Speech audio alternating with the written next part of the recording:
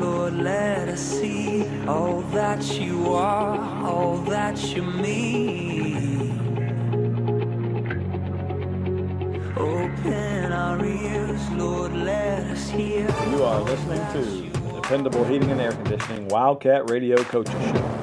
Two receivers to the right, two to the left. Straight give right up the middle, and Cam Smith has tons of speed. He's gone to the house. 50 to the 45 to 40. Cam Smith down the sideline, one man to beat, and he's going to do it. 80 yards. It's just less than 30 seconds for the Wildcats to get back on the board as Cam Smith goes 80 yards, and the Wildcats regain the lead. Can you believe it? Can you believe it? And good evening, everybody, and welcome to another radio edition of the Dependable Heating and Air Conditioning Wildcat Radio Coaches Show. I'm Mike Cruz, joined as always by Jackie Baker, normally on the radio each and every Friday night. And each and every Monday night, we get together with head coach Kevin Mays of the Baker County Wildcats. How you doing tonight, Coach? I'm doing all right. Trying to put last week behind us and look forward to moving on and going down to Vieira. We're looking forward to that trip. Oh, yeah, that's all good. We get a chance to come and talk all things Wildcat football. We'll talk some other things today and just get a chance to catch up with you and find out some things about the team, how the team's doing, how their mental game and everything else is shaping up as we head into the next week of games. And that's kind of what it is. You get into the schedule, and then you play week to week, and once the games happen on Friday night, then you just get ready for the next one. Kind of like the fairs in town here for this week, and then once the fair's over this week here in Baker County, they're going to pack it up and they'll head to another county. But just real quick, Coach, before we get started, I wanted to say a big thank you and a big hello to our buddy Oscar Gray, Dependable Heating and Air Conditioning. We don't have a ton of sponsors for the radio broadcast this year, but we do have some loyal sponsors, and Oscar Gray is one of those guys that's been a sponsor for this radio program. I can't even tell you how long, Coach, but he's a big advocate for Wildcat football. He loves it, and we appreciate Dependable Heating and Air Conditioning making this show possible. Yeah, and you don't even have to put a sales pitch on for him. He's willing to just help us any way he can. So he's always great to us. Yeah, I called him on a Sunday one time, and I said, I hate to bother you on a Sunday, Oscar, but my air conditioning's not working. It was like 100 degrees in my house, and he wasn't able to come right that minute or that day, but the next morning, Monday morning, there was a guy in my driveway at 7 a.m., and they had it fixed and no problem. And it was, it's just, making calls like that to people that care, and he's a good guy, and Dependable Heating and Air Conditioning cares about Wildcat football same way. So I want to make sure that we recognize them for being the Monday night sponsor and thank him for all they do. And I'm sure that since we're in middle part of September, he's getting prepared to hunt somewhere. That's what I'm thinking. Yeah, probably. And it's, no one thinks about their AC until it breaks. Then it's the most important thing. Yeah, that's right. That's right. It's funny that you say that.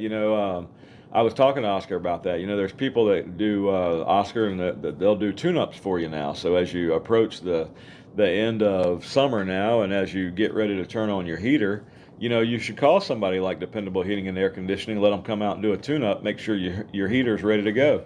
And then that same thing, when you get to the spring, have them check your AC out to make sure that everything's good to go for the summer. It's only a service call, and it gives you peace of mind when it comes to things like that, especially when you're dealing with the change in temperatures and you want to make sure that you're prepared for it. Yeah, because like you said, the AC goes out, panic. Well, yeah. When you walk in the house and you don't feel that nice, cool breeze hit you when it's 100 degrees outside, yep. That's the panic right then. And then, Coach, it only happens either Saturday night or Sunday morning. That's the next thing I was going to say. It only happens Friday night, Saturday, Sunday, or on a holiday. You got a holiday, one of those holidays, count on it. That's when you're going to have problems. But you're right. Most people, it catches them off guard because you're just not prepared for it. It's one of those things. It's like the silent thing. You just think about it, change those air filters every now and then. Other than that, you don't do anything with it, right? So that's what happens. But thanks to Oscar, appreciate them. Coach, happy Monday to you. I know that Monday's the day you always get back at it with these guys after you had the weekend to look at film and everything else. And it hasn't been very many opportunities that I've been able to say this or what I'm going to say next, and that is, we really just a 30-7 loss against Baldwin on Friday night, but we don't have a chance to talk about many losses on the radio, much less losses where it just seemed like there wasn't anything that seemed like went right for us Friday night. No, it didn't, and I'll take the blame for not having the team prepared. But we looked unenthused and not necessarily ready to play. I mean, Baldwin came out in something that they hadn't done. We struggled to line up and we struggled to execute on offense. And, part of it maybe, like I said, after that Georgia trip, we were so banged up, we took it real easy on them this week, and maybe it showed. So we're going to get back after it this week, and, we're going to watch a little bit of film today with the guys, and then, move forward and get ready for the next game. Because, like you said, we talked about it earlier, we can't do anything about it at this point. We got to move forward and get ready for Vieira. Yeah, and that's part of the game. And I remember you saying that last week in our coaches show from a week ago. That was a big win against Richmond Hill on the road, but you reminded me how physical they were and how, our guys were feeling it on Monday. So that led into kind of, a lighter week of practice than normal. And, once things start to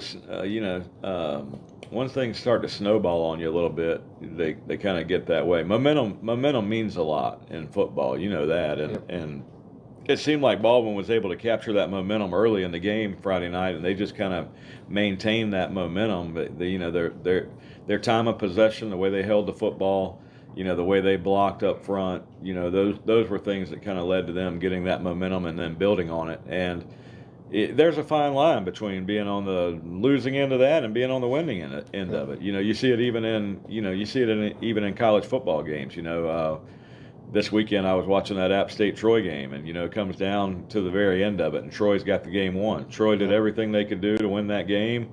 They even had a goal line stand near the end of the ball game. They did everything they could, and then App State throws the last-second pass. Hail Mary wins the game. Exciting for fans watching the game, but for Troy, they got to be like, how do we not win the game, And it's just the way that goes. And I think there's a fine line between being at your absolute best, and then there's a fine line from being in a place where you're vulnerable. And obviously, somewhere in that fine line between Richmond Hill and Friday night, we became vulnerable. Yeah, and it doesn't. I went back and looked, and you wouldn't think so because it's only an hour and a half trip. But 6 of the 7 Florida schools in that border war lost this week. Is that right? Yeah. So I don't know what it was, but we did.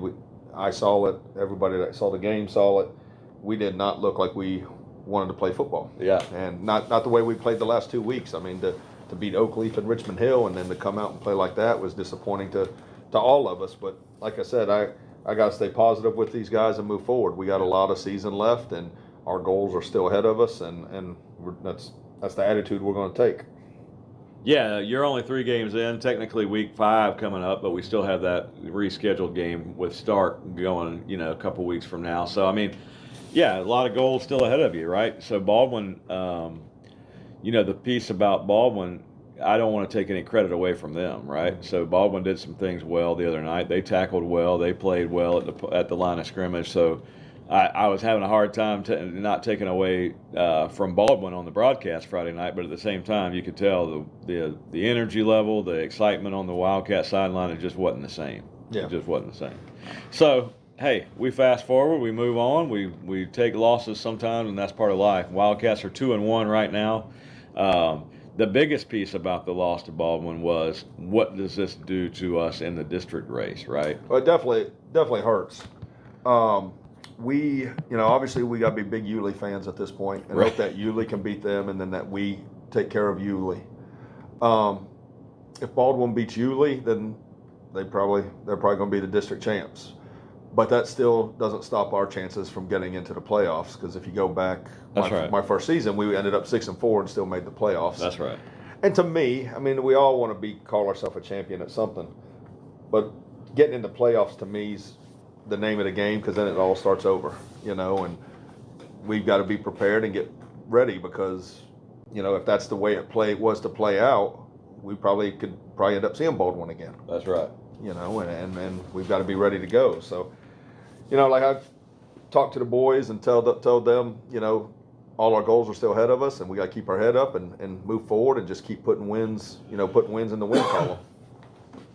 Yeah, Baldwin. So the reason why Baldwin kind of has that upper hand is they actually had an early district game. They played Fernandina Beach and got a big win over them.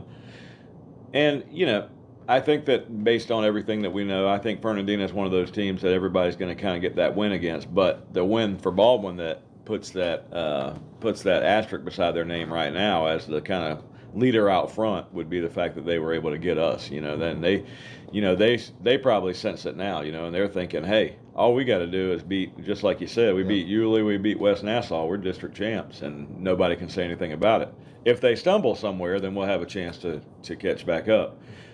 If they don't, though, like you said, the state of Florida with the rule changes from a few years ago, we used to take the top 2 in the district. Now we take the top 1 in each district, and then from a point standing perspective in the region, there will be teams selected based on their strength of schedule, based on their opponent's strength of schedule, all those factors that go into it. So nobody knows how that's all played out. Yeah, and we're way away from that formula even at this point in time. But right now, you would think that from an RPI perspective, if you just want to look at it, the Wildcats would stack up pretty well because wins against Oakleaf, wins against Richmond Hill. Yeah. And then you take into account Baldwin if they were the eventual district champion. If that was your only loss, that. So a long way from that, Coach. But we'll take them one game at a time. This week is not a district contest. This week's a chance for us to go down back to your previous employer and back to your previous hometown, Vieira. And if folks don't know where Vieira is, you take 95 South and you head down past Daytona and drive another hour? 45 minutes or so. Yeah, 45 minutes to an hour, and you'll come to Vieira. I want to say Vieira is kind of the county seat of Brevard County. Am I right? Yeah, that's where all the main offices or county offices stuff are. Yeah, so most of your administration offices. I used to at one of my past jobs. I had the Brevard County School Board as one of my clients, so we would drive down and we would be in Vieira for those meetings. And so, beautiful town, and I know that that's where you were from previously, but when we get to go play on Friday night, we want to win, so we don't care how pretty it is. But for the folks traveling down, if you get down early, there's places to eat, plenty of things. Yeah, there's all kinds of stuff around there. Yeah. It's real busy around where we're going, and people can find anything they want. Now, does Vieira have an on-campus field, or are they? It'll be on campus. Okay, so they're right on campus at the school there, and if people don't know much about Brevard County is kind of a vast county that goes from the inland piece of... Yeah, it's real skinny. It's I think 93 miles, I think, something like that. It goes from Titusville all the way down to close to Sebastian. Yeah. And, on the coast. It's a county that probably a lot of folks from here don't know a lot about, but a lot of good fishing down in Brevard County. Yeah, because you can go through the Indian River, and then there's lots of inlets that you can head out offshore if that's what you choose to do. Mm-hmm. So a lot of good fishing, a lot of good people take cruises. They go out of Brevard County. Port Canaveral. Yeah, so we'll be down there Friday night, Vieira. Is that a 7:30 game, Coach? 7 o'clock game. And I've had some people ask. They, from what I was told, that they take cash and GoFan. Okay, all right.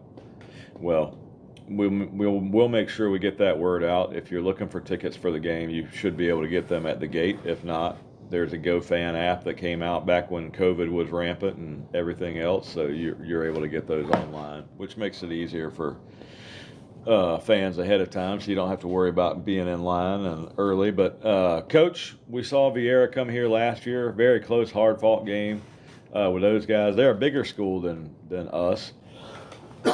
What do we expect to see from Vieira this year? I know they had a coaching change. 2 coaching changes, really. The way it all played out. They're going to be like they were last year. They're going to be a 4-wide team. They graduated a lot of their better players from last year, I should say, better players from last year. They have a sophomore quarterback. They're going to throw it around a little bit here and there, and it'll be a place that we should be able to go down and compete. It's what I'm looking forward to is, hopefully go down there and get our kids' heads back in the right space. Now, with all that money down there in Vieira, do they have a turf field, or They do not. they're grass? Yeah. Okay. Some of you that followed us know that their rec fields were turf because our kids keep thinking it's turf. Their recreation fields are all turf, but their stadium field is grass. Yeah.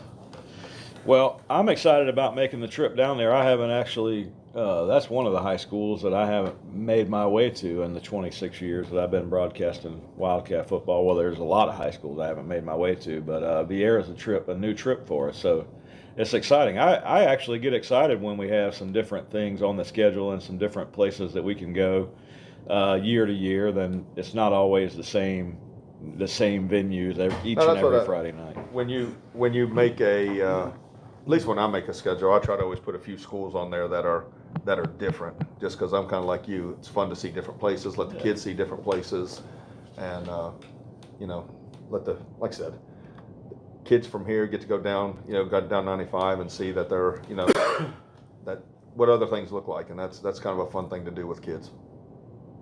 Yeah, no doubt about it. I mean, add a little culture to your life, get around, see some different things. It's not always the same fields year in, year out. I had a chance last week, since the last time we talked here on the show, Coach, I went up to Boston. You can tell I brought back a little bit of a sore throat and some other things with me, but I had a chance to go watch the Red Sox and Yankees play. Oh, isn't it pretty good? That'd be pretty neat. That's probably a bucket list thing for a lot of people to be able to go watch them play. I've rode by the stadium a few times, never seen it. It's right there, that interstate that drives right by it with the big Sitco sign and stuff, and it'd be pretty, like I said, it would be pretty neat. But baseball wasn't. The one time I've been to Boston, baseball wasn't playing. So, and I'm not a huge baseball guy, but I'd go see a game there.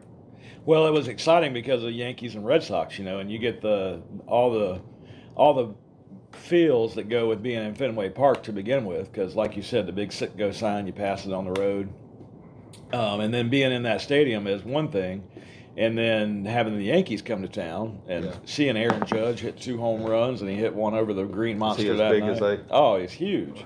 I'll share a picture with you before I leave. I had good seats, so just a good opportunity. I had fortunately, with sometimes, with work, sometimes you're able to be in places where you can take advantage of things like that. And so it worked out for me.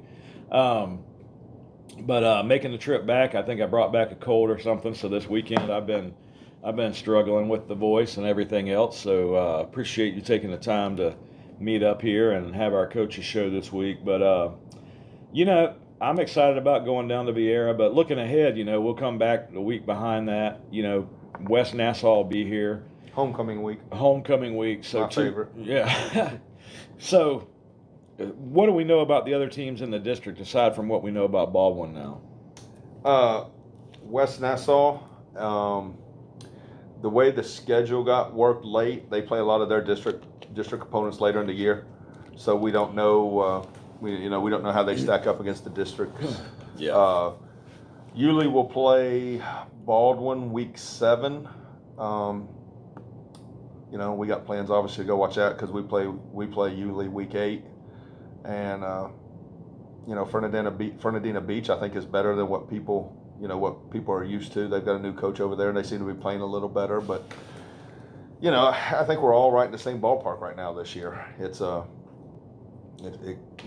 we got to root for someone to beat, one of them to beat Baldwin, and then see where the chips fall.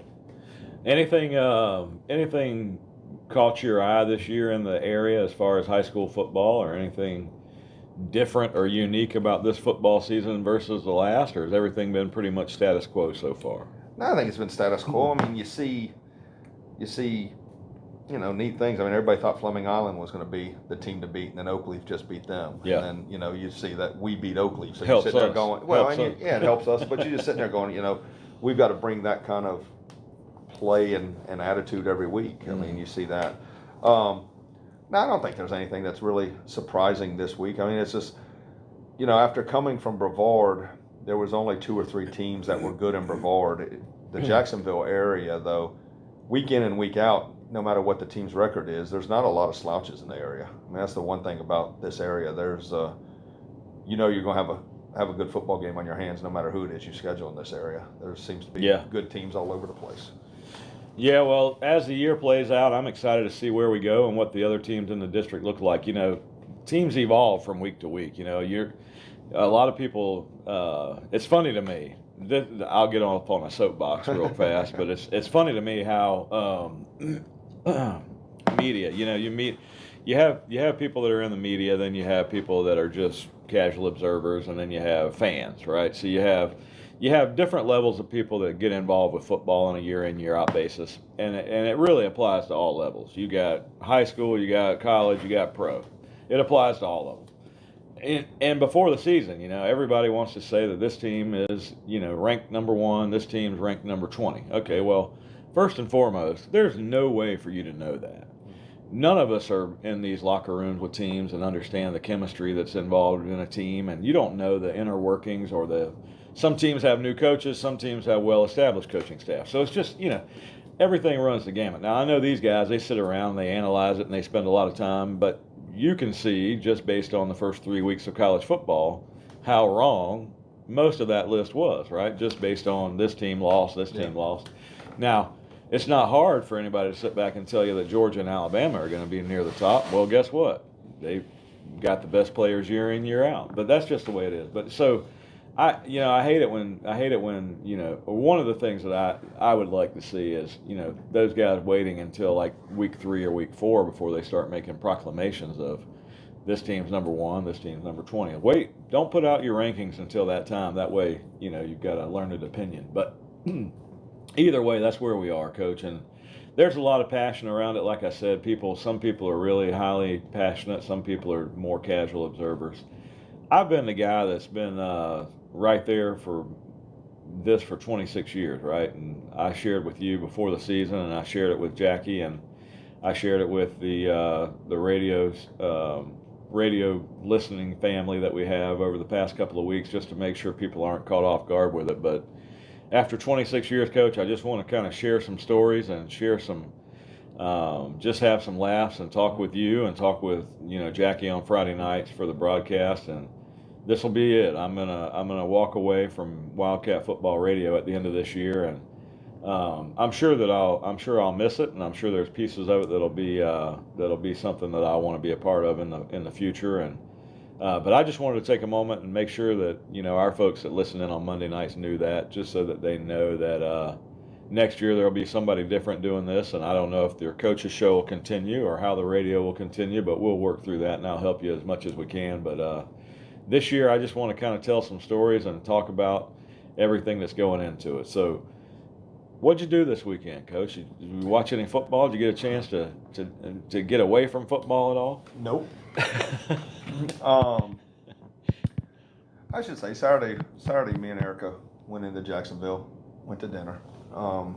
Did that, got away. I try not to do football stuff on Saturdays, give you a one-day win, lose, whatever. Just Saturday's our day to kind of get away. So we ended up going out to dinner. We went to River and Post, which is a good restaurant. I've heard about that. Yeah, it was good.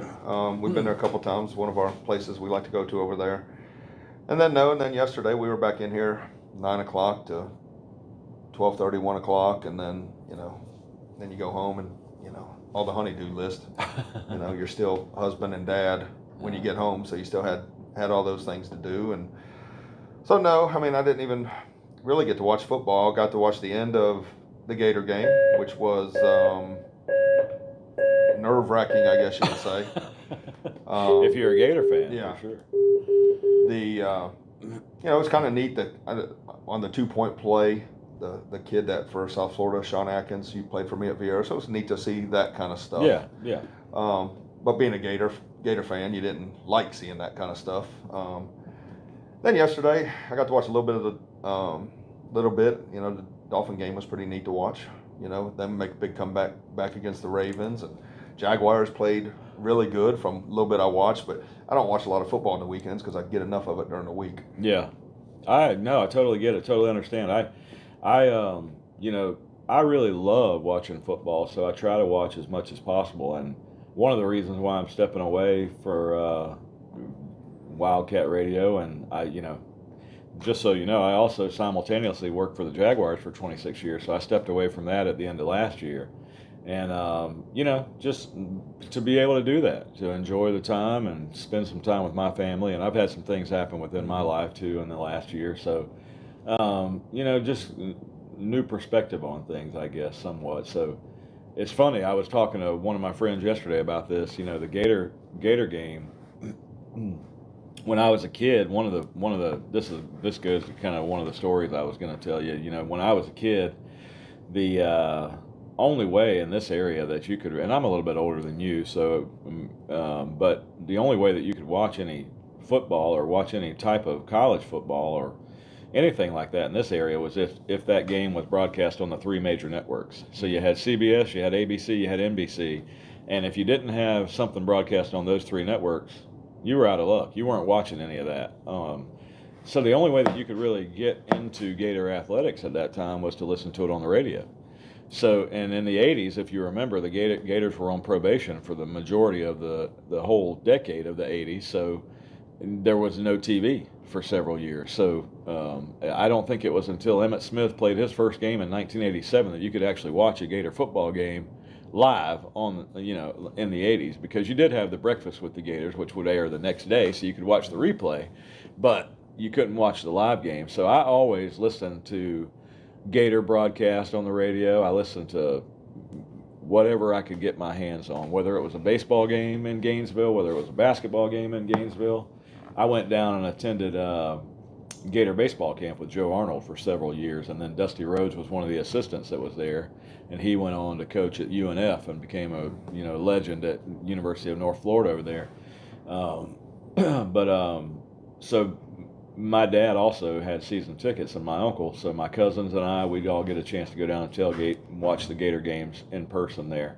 So a lot of my life was built around watching the University of Florida and wanting to be a Gator when I grew up, So having to hear those games on the radio gave me a passion for what people would want to hear on the radio, and that kind of gave me that passion. So when I got a chance to broadcast Wildcat football on the radio, that I kind of drew on a lot of that experience that I had listening to stuff, and that's kind of how I got to be where I was in terms of doing Wildcat radio.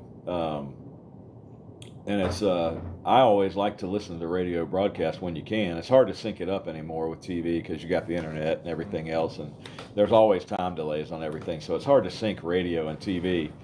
But when you can, it's neat to be able to listen to the radio broadcast. And I've got all these memories of trips that you make, and you're driving in the car and you hear different broadcasters make different calls.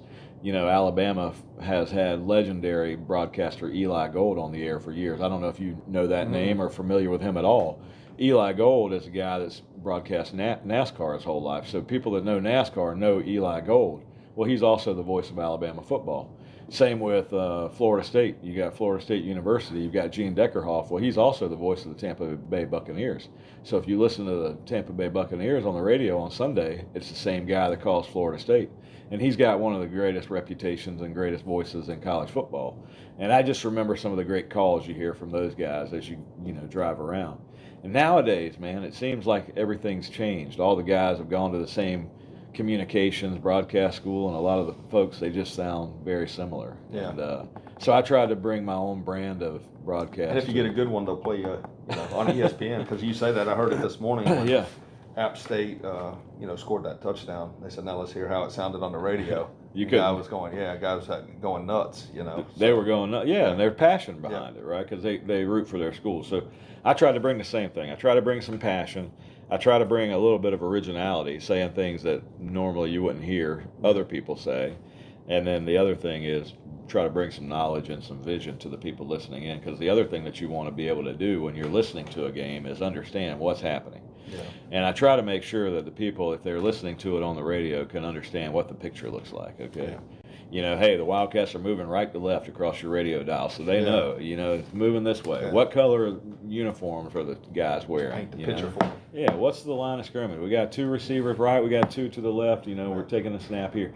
Those are the type of things I want to make sure they're done, and I hope, whoever takes this over for me, I'm sure they'll have the same passion, and hopefully we can find somebody like that. But that's how I got to be where I'm at, and just kind of a little bit of story going back. And those days are few and far between nowadays, because you don't have the same situation with trying to find a game anymore. If you want to find it, it's on TV somewhere, right? So you don't have the same situation where having to listen to it on the radio. 1 through whatever. Yeah, it's all Sports 1 through whatever. They're everywhere.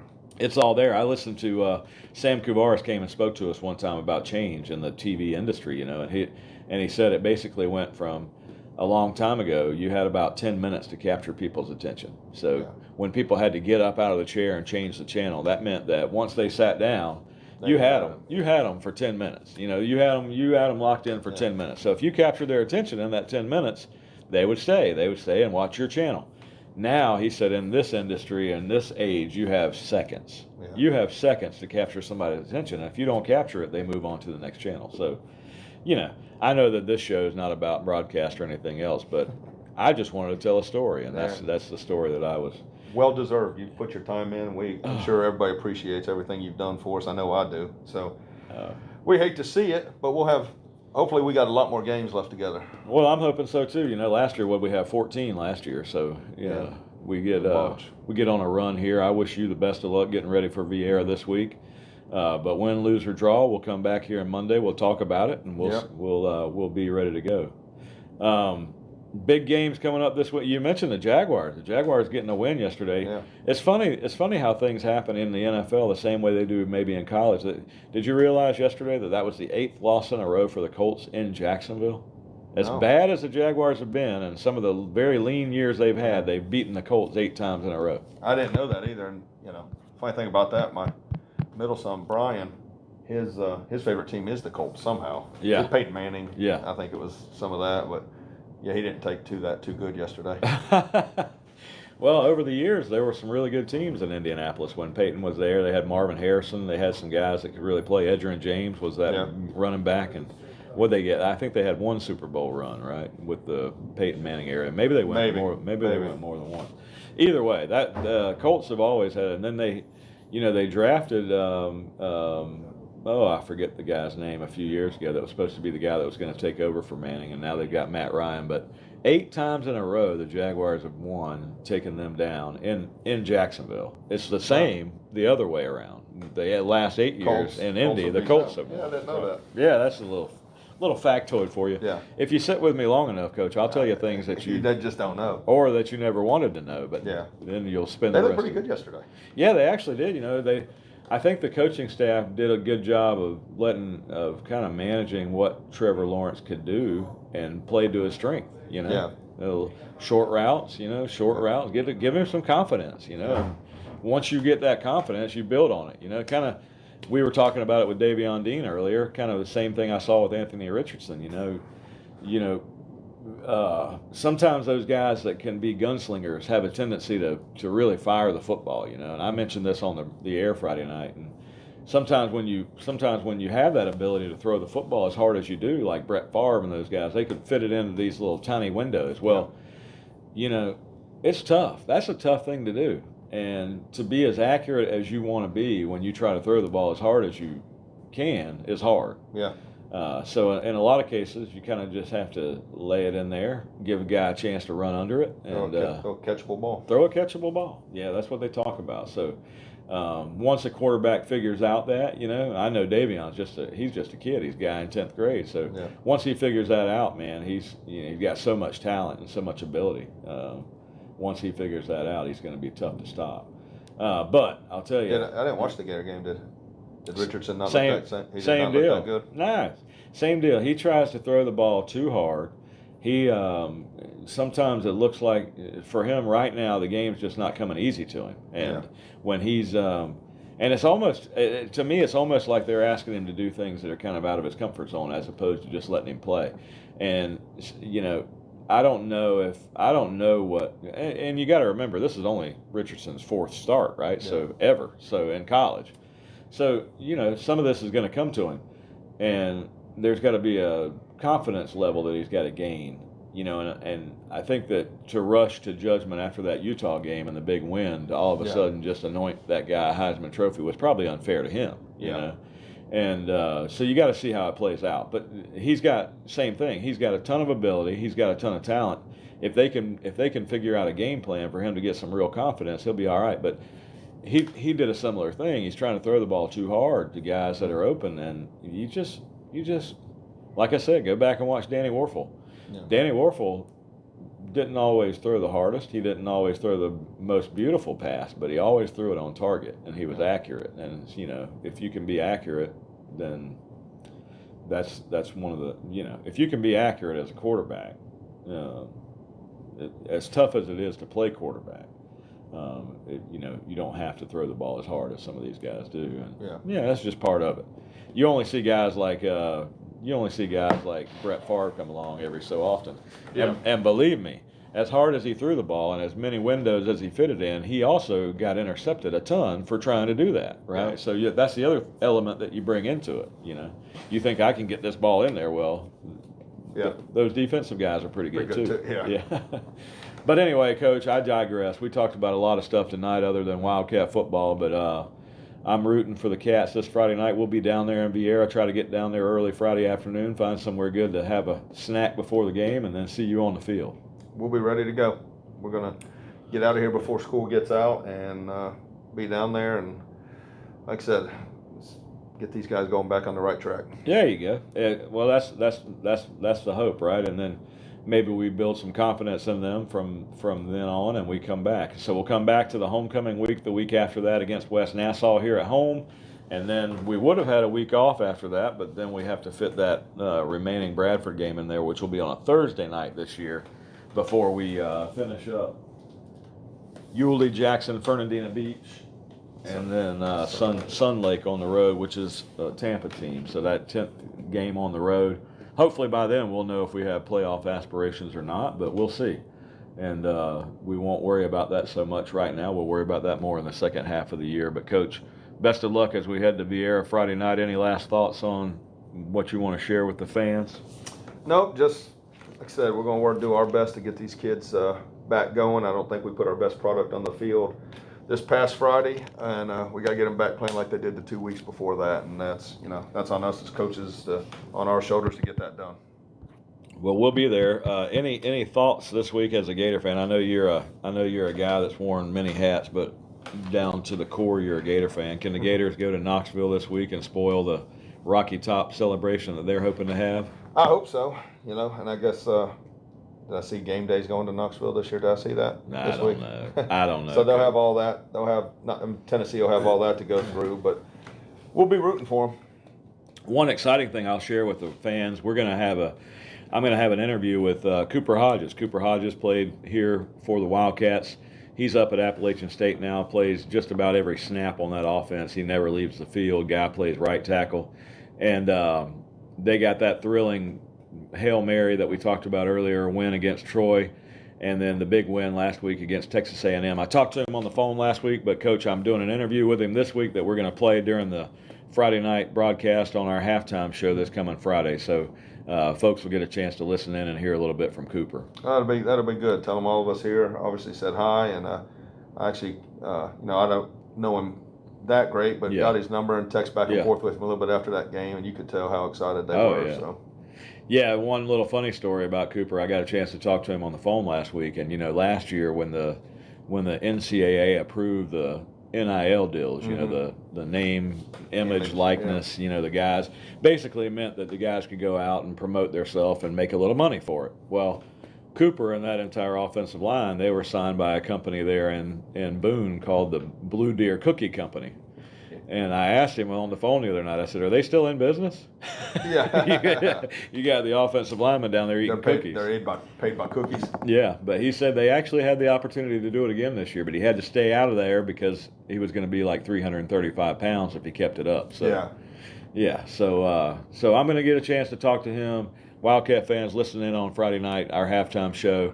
We're going to play that Cooper Hodges interview, so I'm looking forward to that. And we're going to talk about a lot more than just the Texas A&M win. And it's great for me. One of those other things, Coach, that has happened over these past, 10 or 15 years of doing this is you get to see these guys go and do some different things. We've had, and I know you've seen this, in all your coaching life, we've had guys. We had a guy that went to be the quarterback at Duke University, Thomas Sirk. Yep. I mean, that's a big deal. We've got a guy right now playing with the Denver Broncos.